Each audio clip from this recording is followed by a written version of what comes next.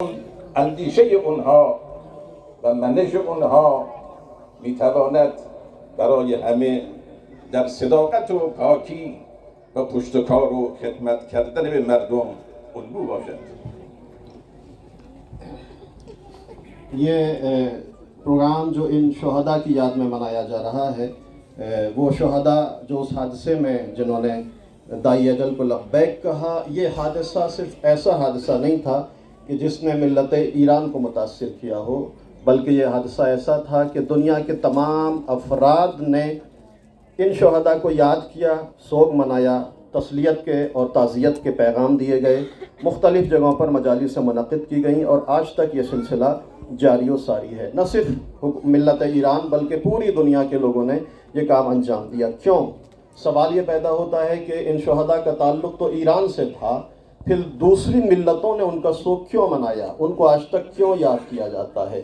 اس کا جواب بالکل واضح ہے کہ یہ شخصیات جو ہمارے درمیان سے چلی گئیں وہ ممتاز شخصیتیں تھیں جن کے اندر خلوص پایا جاتا تھا، جو لوگوں کے درمیان رہ کر کام کرنا چاہتے تھے، جن کی حکومت صرف ایک سیاسی حکومت نہیں تھی بلکہ لوگوں کے دلوں پر حکومت کیا کرتے تھے۔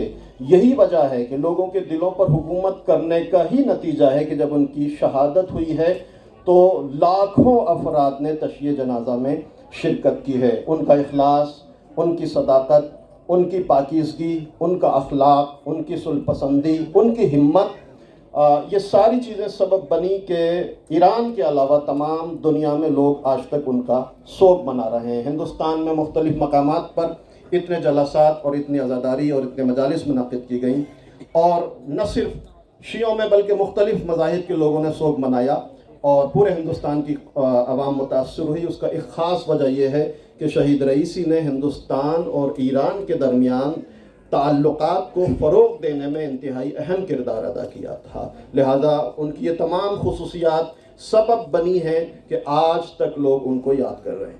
آخرین جمله‌ای که میخوام عرض بکنم که انشاءالله از شخصیت‌های حاضر استفاده بشود این است که عزیزان، ملت ایران به شهادت و فرهنگ شهادت عادت کرده است.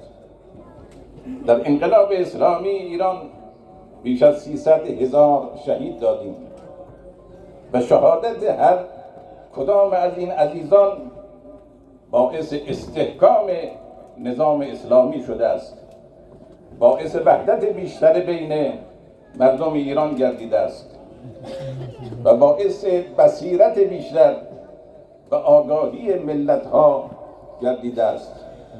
لذا فرهنگ شهادت با انقلاب اسلامی و ارزش‌های او عجین شده است و این را از پیام عاشورا الهام گرفتند.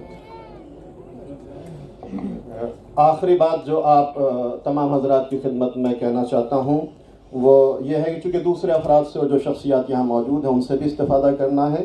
آخری بات وہ یہ ہے کہ یاد رکھیے گا کہ شہادت ایرانی ملت کی ثقافت میں تبدیل ہو چکی ہے۔ ایران میں شہادت ایک ثقافت بن کر ابھری ہے، لہٰذا یہی وجہ ہے کہ آپ تاریخ اٹھا کر دیکھیں انقلاب سے آج تک، انقلاب کے بعد جنگ میں 3 لاکھ افراد نے جام شہادت نوش کیا، اور ان میں سے ہر شہید کی شہادت سبب بنی ہے کہ ملت اور نظام میں استحکام پیدا ہو، مضبوطی آئے۔ اور آج بھی ان شہداء کی شہادت یا دوسرے شہیدوں کی شہادت اس بات کا سبب بنی کہ اتحاد ملت، نظام میں مضبوطی اور استحکام، عوام میں بصیرت، آگاہی، شعور اور عقلانیت پیدا کرے۔ الحمدللہ یہ شہیدوں کی شہادت، ان کا خون رنگ لاتا ہے اور اپنا اثر چھوڑتا ہے۔ لیکن یہ ثقافت کہاں سے آئی، یہ شہادت کا جذبہ کہاں سے آیا؟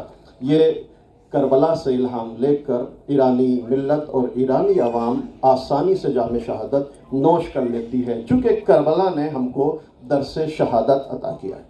و این مجالس در هندوستان نشانه پیوند محبت و مودت بین دو ملت ایران و هندوستان است و امیدوارم که این مجالس و گفتگوها این پیوند را مستحکم‌تر کند و استمرار یابد که همواره در طول تاریخ دو ملت بزرگ هندوستان و ایران بر اساس مشترکات فرهنگی دارای محبت و مودت و همکاری بودند.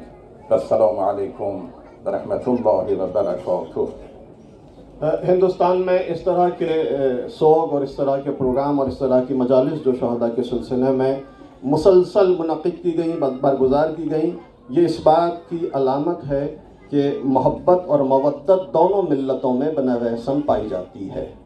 یہ محبت کی علامت ہے، یہ دوستی اور مودت کی علامت ہے، اور امید ہے کہ انشاءاللہ اس طرح کے پروگرام دونوں ملتوں کی محبت میں مزید استحکام پیدا کریں گی. انشاءاللہ ماضی کی طرح جو ثقافتی مشترکات ہیں، جو کلچرل آپس میں کامن مسائل ہیں، انشاءاللہ اسی کو آگے بڑھاتے ہوئے اس محبت اور مودت میں انشاءاللہ اضافہ ہوتا رہے گا، اور اس طرح کے پروگرام اس محبت میں مزید اضافہ کرتے رہیں گے. السلام علیکم ورحمۃ اللہ وبرکاتہ.